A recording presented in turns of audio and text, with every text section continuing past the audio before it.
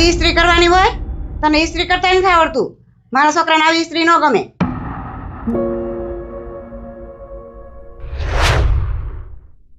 આજ રસોઈ હરખી બનાવજે અને રોટલી જાડી જાડી ન બનાવતી, મારા છોકરાને નથી ભાવતી. તને કાંઈ આવડે છે કે નહીં? બધું શીખવાડવું પડે.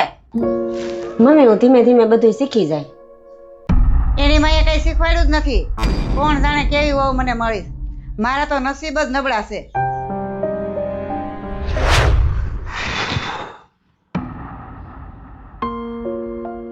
શું થયું હોય? આજ ફરી પાછું કઈ થયું? હું કહું તમને, હમણાં મમ્મી મારા બધાય કામમાં ખામી કાઢે છે. મારું એકોય કામ એને ગમતું નથી. તમે મમ્મીને કંઈક કહો નહીં, થોડીક વાર લાગશે પણ હું બધું શીખી જાય ધીમે ધીમે. એટલે પણ હું થોડો મમ્મીને કઈ વાત કરું? હું કઈ રીતે કહું મમ્મીને? અરે ક્યારેક તો મારો પક્ષ લ્યો. મેં તમને કીધું જ ખરા, ધીમે ધીમે હું બધું કામ શીખી જાય. અરે યાર તું વિચાર તો ખરા, આ બધાની સામે મારે તારી સાઈડ કેમ લેવી? તમને બધાયની સામે મારી હારે લગ્ન કરવામાં વાંધો નહોતો.